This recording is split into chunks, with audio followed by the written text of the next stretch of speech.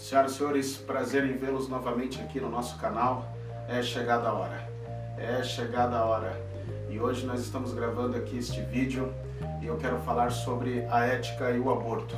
Você é contra ou a favor do aborto ou o abortamento? E eu quero, de forma sucinta, abreviada, trazer algumas luzes sobre este assunto.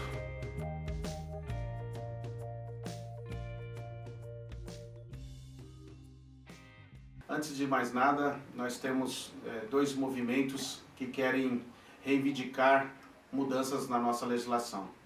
De um lado, nós temos o movimento feminista, que quer a legalização do aborto em qualquer situação.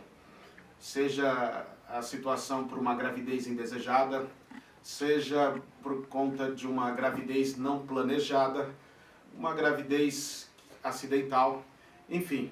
O movimento feminista, então, quer a legalização total do abortamento.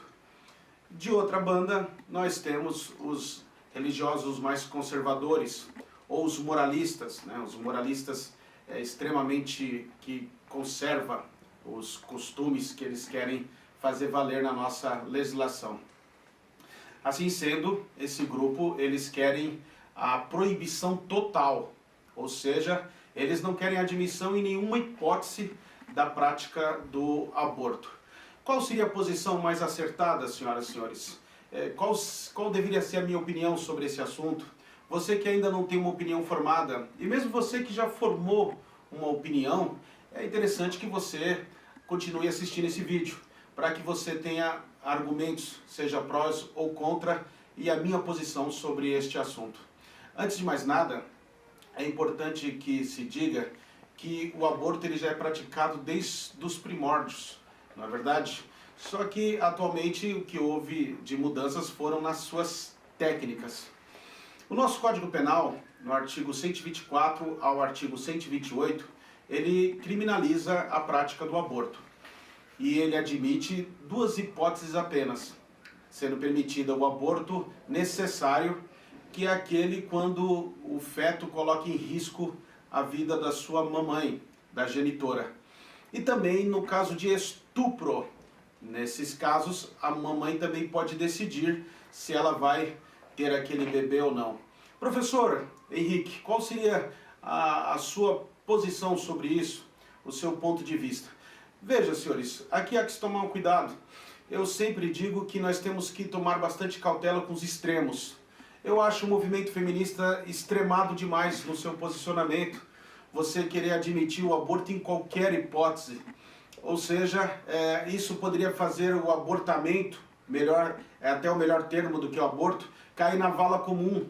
Ou seja, fariam com que as pessoas tomassem menos cautelas, às vezes, com os métodos anticonceptivos e contraceptivos e começasse a fazer mais uso e lançar mão da prática do aborto sob qualquer circunstância, sob qualquer hipótese, como se fosse a coisa mais comum. Isso não me parece uma posição mais inteligente. Me parece, assim, uma posição extremista. Mas, por outro lado, nós temos também um outro problema. Você tem, por exemplo, até os evangélicos conservadores, a própria Igreja Católica que se posiciona contra o aborto até em caso de estupro, ou até em caso em que o feto coloque em risco da vida da mamãe. Alguns acabam orientando no sentido que ela deva ter esse filho sob qualquer hipótese. E temos também o Supremo Tribunal Federal, que admitiu uma terceira hipótese, embora não reconhecida pela lei, que é o caso do feto anencéfalo. O que seria o anencéfalo? Seria aquela criança que nasce sem cérebro.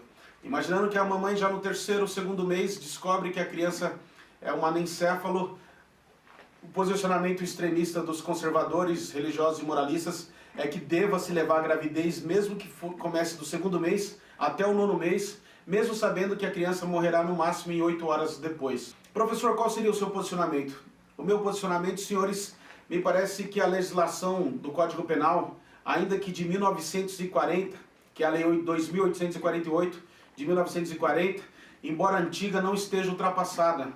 Não é porque uma lei é antiga que ela esteja ultrapassada. O nosso legislador foi muito feliz em admitir duas exceções.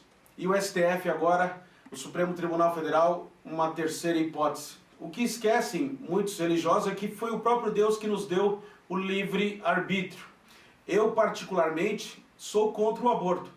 Se eu puder aconselhar a qual mulher que seja, eu aconselharia para que não se faça, não se pratique, não se utilize desse meio e não faça o abortamento.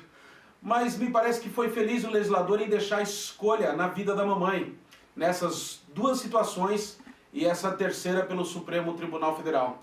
Ou seja, a mamãe vai decidir, deixando isso ao encargo dela. Por que isso? Porque você forçar a pessoa a decidir desta ou daquela forma é um excesso de intervenção do Estado e aí atropelaria aquilo que Deus nos deu de presente, que é o livre-arbítrio. Que Deus nos guarde, guarde as mulheres, porque é um sofrimento muito grande.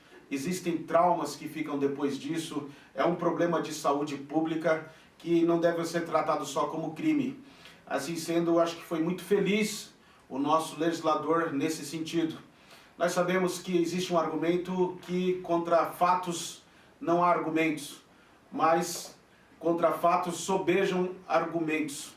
E esse aqui é o meu posicionamento. Eu sou contra o aborto no sentido de aconselhamento, no sentido de que a mulher deva procurar ter aquele filho, ainda que em caso de estupro, por incrível que pareça. Mas é claro que eu falando aqui como homem é fácil.